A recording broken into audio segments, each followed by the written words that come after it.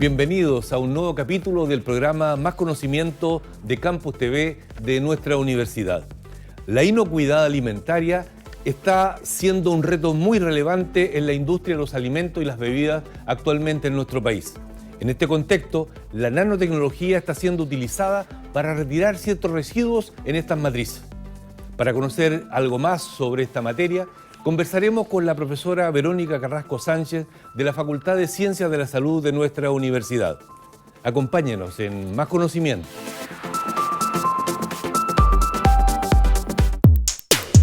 La profesora Verónica Carrasco es tecnólogo médico, mención laboratorio clínico, hematología y banco de sangre de la Universidad de Talca. Es doctora en ciencias con mención en investigación y desarrollo de productos bioactivos y profesora conferenciante de la Facultad de Ciencias de la Salud de la Universidad de Talca. Ha realizado investigaciones en el área inocuidad y sustentabilidad de alimentos en matrices acuosas, jugos y vinos y en el área de la nanotecnología. Ha participado en más de 10 publicaciones en diversos proyectos de investigación, entre ellos 3 proyectos Fondesit.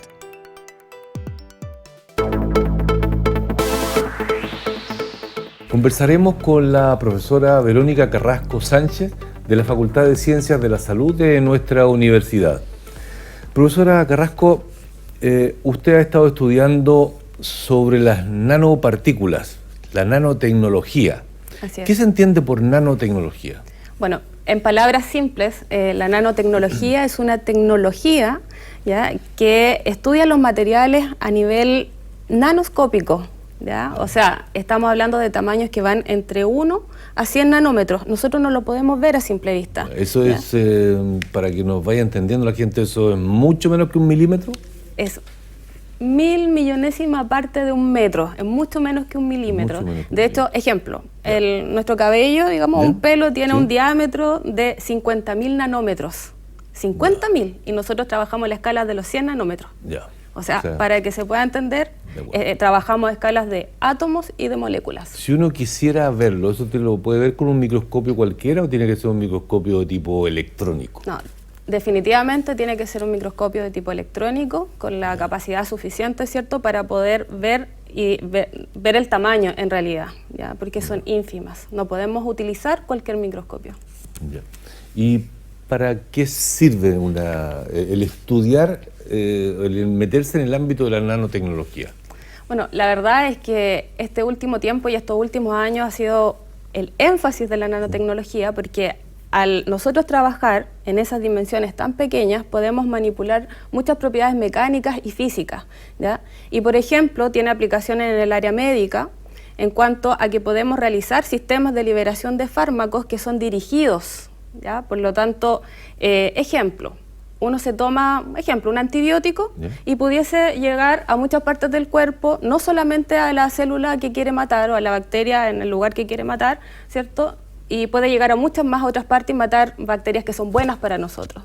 En cambio, si nosotros utilizamos nanotecnología o compuestos poliméricos para encapsular esos fármacos, podemos hacerlo dirigido, que se vaya solamente hacia ese lugar donde tiene que hacer la acción, ¿ya? Entonces, a ese nivel nosotros podemos manipular. Me surgen 2 preguntas solamente. En algún momento dijiste que podría eventualmente un antibiótico, como llega a todas partes, al no estar dirigido, puede matar, destruir bacterias buenas.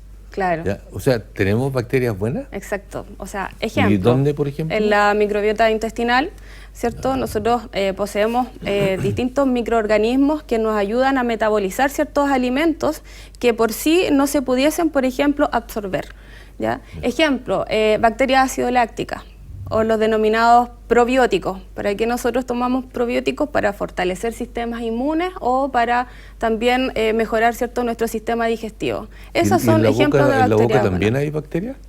En la boca también hay una infinidad de bacterias, sobre todo, digamos, que están en esta microflora, digamos, ¿ya?, y que nos permiten eliminar o son como una barrera para poder no contaminarnos con otras bacterias que sean malas, digamos. Y esta, a propósito de que cuando tú decías que se podrían encapsular en estas nanopartículas algún fármaco en el interior, claro, para que sea liberado focalizadamente donde queremos, claro, que se libere. Sí. ¿Y cómo se puede, y dicho en términos simples, cómo se puede dirigir a una nanopartícula para que allí empiece a liberar? Bueno, la nanopartícula generalmente tiene que ir dentro de un sistema polimérico, y en este sistema polimérico nosotros podemos incluir un sistema que se denomina anticuerpo. Entonces, un anticuerpo dirigido sobre otra célula. Es decir, le podemos colocar una molécula que tenga una alta afinidad o una afinidad única por alguna otra molécula que esté en este sitio de interés. O sea, en palabras simples. Ya, o sea, a la nanopartícula que en su interior lleva un fármaco, le adicionas una molécula, claro, que solo se va a dirigir a tal lugar, a tal órgano, por ejemplo. Exacto. Ya, interesante. Sí. ¿Y esto ya se está realizando con algunos fármacos en realidad? ¿O es todo a nivel de experimentación? Existen algunos estudios, ¿cierto?, que se están haciendo en ensayos clínicos, ¿ya?, algunos fármacos, pero generalmente está todavía en ensayos de investigación. Cuando en las investigaciones, y a propósito, para entregarle información al televidente, en general la secuencia de investigación cuando tiene que ver con salud, primero son en estudios in vitro, ¿verdad? Digamos sobre mesón, para decirlo de una manera. Luego son en animales de experimentación y solo al final ensayos clínicos en pacientes, en individuos. ¿Sí? Sí. ¿Esa es la secuencia habitual? Claro, esa es la secuencia habitual. Sin embargo, en nuestra universidad, al menos, nosotros llegamos hasta la etapa de ensayo de animales. La otra ¿Qué parte, animales han usado ustedes? En realidad, nosotros usamos los comunes, para que la gente lo entienda, son estos ratones, ya que... Estos ratoncitos blancos. Ratoncitos blancos de laboratorio, y solamente hasta ahí hemos llegado por temas también que son económicos. O sea, cuesta adjudicarse proyectos, cuesta tener... Para trabajar con otro tipo de animales de mayor volumen. Claro. Pero uno trabaja en colaboración, así es que teniendo algún tipo de fármaco, digamos, novedoso, también podemos llegar a patentar, y por lo tanto eso mismo después ya se puede vender o colaborar con otras instituciones extranjeras principalmente. ¿Con qué has trabajado con algún fármaco en particular que han encapsulado y trabajado en experimentación in vitro y en animales? Nosotros hemos trabajado ahora, o sea, hasta el momento en in vitro. Trabajé en mi tesis doctoral con la liberación sostenida de tramadol y de morfina. Utilizamos unas sustancias poliméricas que se denominan dendrímeros. Sí, son analgésicos potentes para el dolor. Morfina generalmente se ocupa para pacientes que tienen cáncer, disminuir el dolor. Tratamos de hacer un sistema que lo pudiera encapsular, que son dendrímeros. Esto se hace una arquitectura... ¿Qué es un dendrímero? Claro. ¿Está dentro de la nanotecnología? Sí, son compuestos nanotecnológicos porque tienen un tamaño pequeño, del orden de los nanómetros. O sea, dentro de las nanopartículas hay distintas estructuras. Sí, dentro de los compuestos nanotecnológicos hay distintas estructuras. Y dentro de estas estructuras podemos encontrar polímeros, liposomas, vesículas, nanopartículas.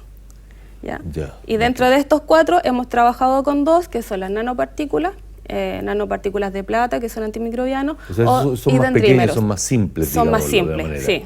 Y estos dendrímeros que yo le comento, más complejos. Que son un poco más complejos porque son, si usted se tiene que imaginar como un árbol. Son ramificados. Entonces uno los parte haciendo desde un centro, que se llama núcleo, y luego empieza a agrandarlos con las mismas moléculas, y parecen arbolitos porque tienen muchas ramas. Pero es la misma molécula que se va, voy a decir, multiplicando. Sí, se van tomando de la manito, digamos, y se va haciendo, ¿cierto?, esta estructura que es arbórea, y dentro de eso nosotros podemos encapsular incluso nanopartículas, o podemos encapsular el fármaco. En este sentido, nosotros encapsulamos el tramadol y la morfina dentro de este polímero. Ahora, con esta tecnología también se pueden hacer que estos polímeros, ¿cierto?, o dendrímeros, puedan estar dentro de otros polímeros más complejos, que son macropolímeros. Pero es todo un tema bien interesante, la verdad. Oye, además de la nanotecnología estar empezando a ser utilizada en el ámbito de la salud para encapsular, entre otros aspectos, fármacos, aplicaciones entiendo que también tiene, entre otros aspectos, en la agricultura. Entiendo que ustedes trabajaste en el ámbito de, ¿puedo decir, detoxificación del vino de algunas moléculas? Sí, lo que pasa es que de esta rama, ¿cierto?, de los polímeros, pasamos también a su aplicación en la agricultura. Y en este sentido estuvimos viendo de que los vinos particularmente son contaminados por algunas sustancias tóxicas como las micotoxinas, que son partículas que producen ciertos hongos, Penicillium o Aspergillus, que se encuentran en la mayoría de los alimentos, producen estas micotoxinas cuando están en el cultivo, en la uva, ¿ya? Y luego con el proceso se quedan ahí y también pueden infectarse, ¿cierto?, de hongos, y están en el producto terminado.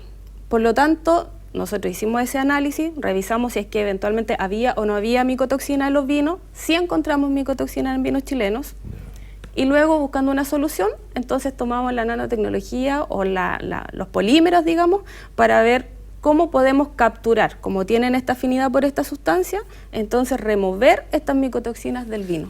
Distintos polímeros pueden unirse a distintas moléculas. ¿Tienen que existir alguna, o hay un tipo de polímero que se une a cualquier cosa? No, hay distintos polímeros. Hay polímeros que son más hidrofílicos, otros que son hidrofóbicos, y así también. El concepto de hidrofílico, hidrofóbico. Hidrofílico es que tiene más afinidad por compuestos polares o que son compuestos que se disuelven en agua, digámoslo más. Okay. ¿Ya? Y los hidrofóbicos que tienen más afinidad por compuestos que son como grasos, aceites, ¿ya? En ese sentido.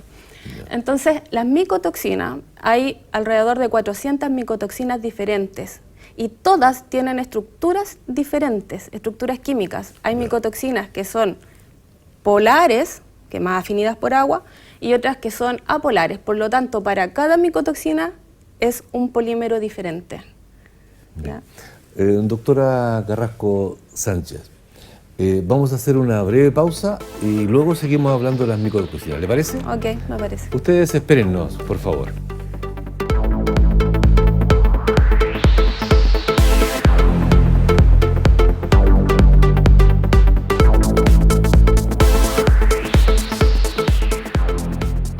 Estamos conversando con la profesora Verónica Carrasco Sánchez de la Facultad de Ciencias de la Salud de la Universidad de Talca. Verónica, hemos estado conversando de nanopartículas, de nanotecnología en general, un concepto entiendo que más amplio, pero hay otro ámbito que lo dejamos antes de ir a la pausa, que tienen que ver con las micotoxinas y que eso está dentro del ámbito de tu proyecto Fóndese. Cuéntanos de qué se trata el proyecto. Bueno, como le comentaba anteriormente, hemos venido trabajando con micotoxinas hace ya unos 5 años. ¿Ya? Nos hemos dado cuenta que las micotoxinas están presentes en alimentos, en vinos, en jugos que son convencionales y jugos orgánicos, esos que se dicen que son tan buenos y todo. Cuando dices que están en nuestros productos, léase esos que ya están a la venta para las personas. Exacto, esos que ya están a la venta. Nosotros fuimos a buscar al supermercado, compramos como cualquier cliente estos jugos, ¿ya? Y los llevamos al laboratorio y analizamos si es que tenían o no tenían micotoxina. Y bueno, la verdad es que sí, tienen micotoxina y sobre límites máximos permitidos. Todavía eso no lo he publicado, ¿ya? Pero estamos escribiendo. Es una exigencia de las instituciones correspondientes el establecer si tienen o no, o si ¿hay un límite de micotoxina permitido? Sí, hay límites máximos permitidos a nivel nacional, a nivel internacional también, pero lo que pasa es que existe esa normativa, pero no hay un ente que las fiscalice, estos alimentos. Bueno, existe, pero se hace, por ejemplo, una vez al año, toman muestras, el ISP toma una muestra así aleatoria de, no sé, 2 jugos, otro café, en otros años más toman otras muestras, pero no hacen un estudio acucioso así 100% válido, digamos, para poder determinar si es que todos los alimentos tienen o no tienen esta micotoxina. Falta. Y la tecnología para estudiar, recuerdo que me mencionaste que existen muchas micotoxinas. Sí, existen muchas. No existen 2, sino que existen muchas. Sí. ¿Ya? Y la tecnología más adecuada, pues, generalmente para estudiar alguna molécula existe más de un método, pero en este caso la más adecuada, ¿cuál sería? Bueno, hay dos técnicas esenciales. Hay que recordar que estas están en matrices complejas, los alimentos son matrices complejas, por lo tanto, en una primera instancia, para cada micotoxina, como son diferentes, hay que hacer una extracción, extraer esta sustancia del alimento, ¿ya?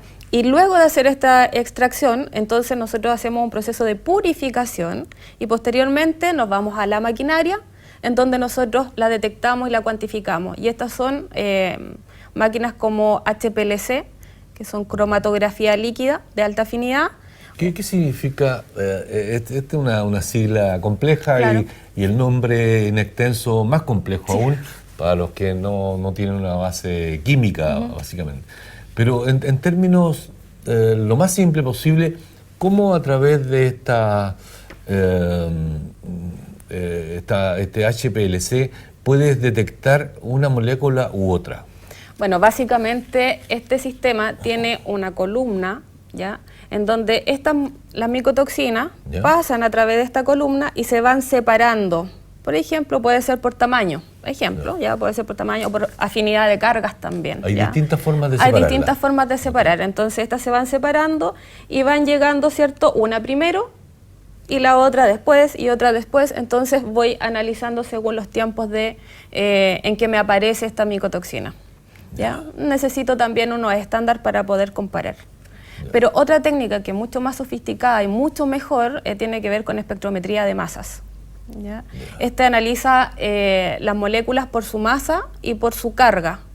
Por lo tanto, utilizando esta técnica que es espectacular, digamos, ¿ya?, y muy cara también, podemos analizar de una vez muchas micotoxinas, aunque sean de naturaleza diferente. No así con esta otra técnica del HPLC. Independientemente que estén o no en el laboratorio donde tú trabajas, ¿en nuestra universidad existen estos equipos?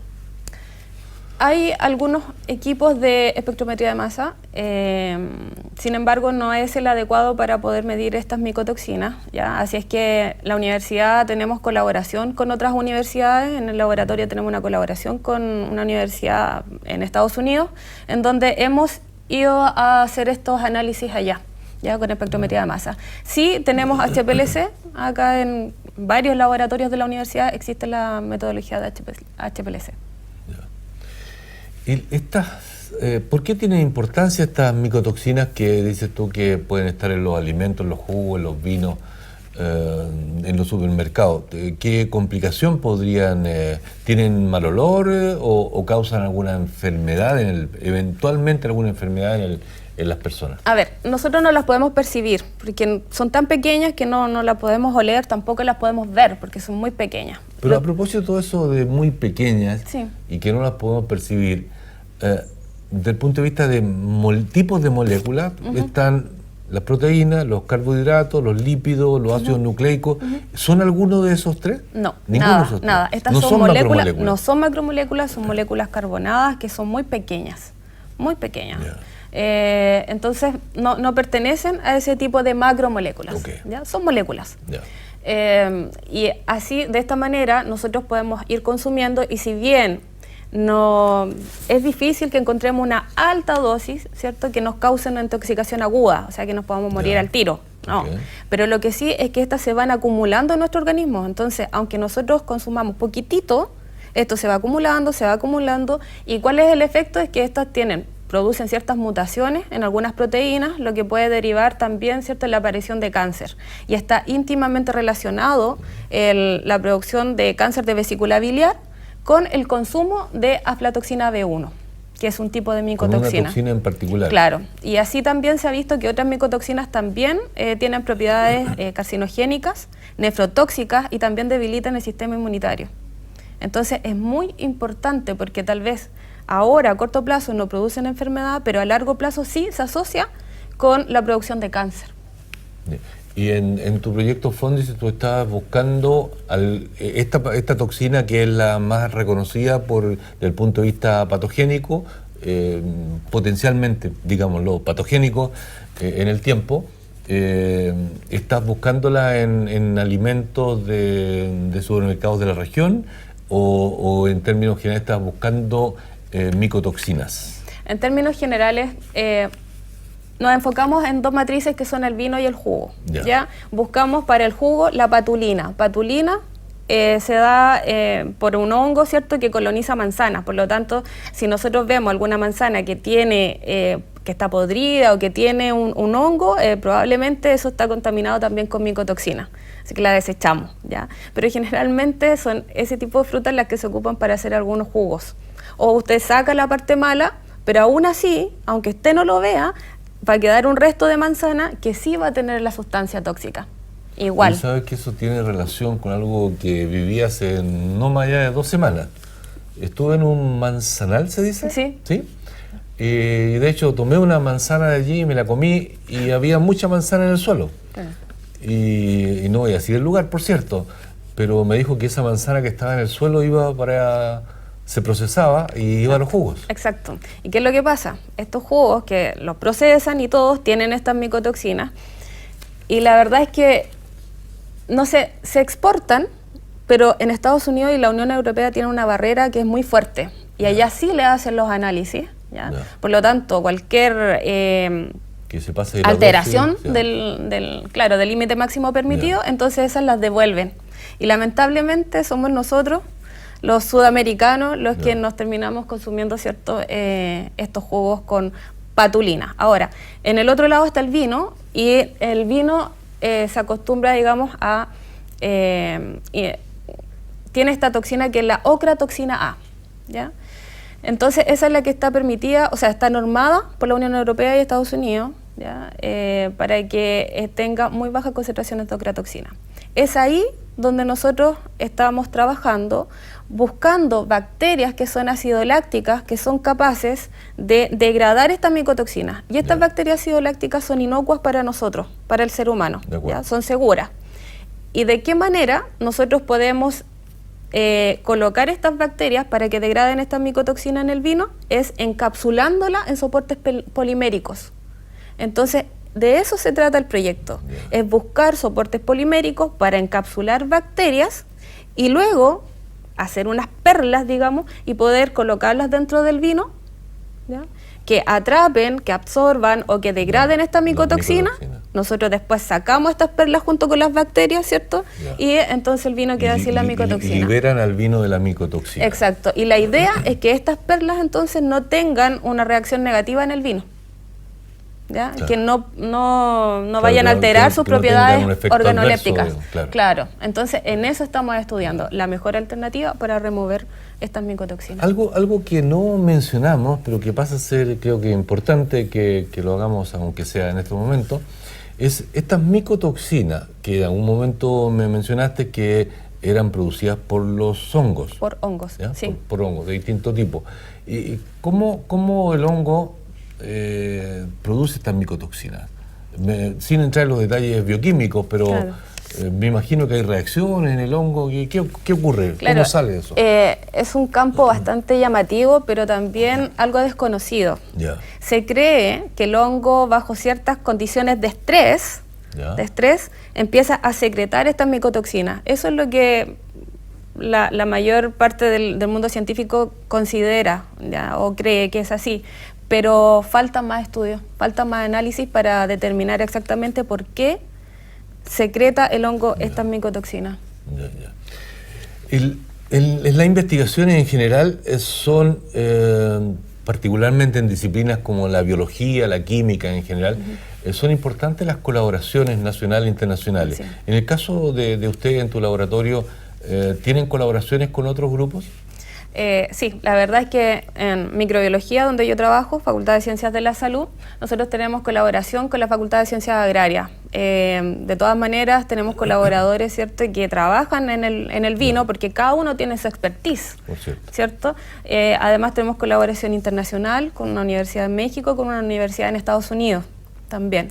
¿Ya? Es muy importante el trabajo en colaboración, porque aquí se aplica de todo, o sea, aplicamos química, Se aplica química orgánica, química sintética, microbiología, se ocupa salud, salud pública también. Hemos estado realizando un proyecto con gente de salud pública de la Universidad Católica de Santiago para poder ver exposición de micotoxinas, los riesgos de exposición a micotoxinas.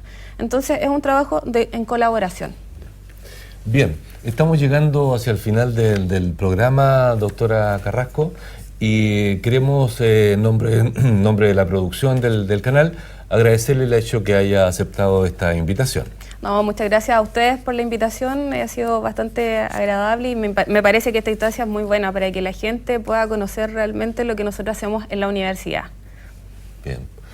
Estimados telespectadores, hemos estado conversando con la profesora Verónica Carrasco Sánchez de la Facultad de Ciencias de la Salud de nuestra universidad sobre aspectos muy relevantes finalmente en salud pública, como son la presencia de micotoxinas en jugos, en vinos y además, algo muy importante, la forma en que estos podrían ser pesquisados, rescatados desde estos productos alimenticios y de esa manera favorecer, proteger la salud de la población. Gracias por acompañarnos y les esperamos hasta un próximo programa. Hasta pronto.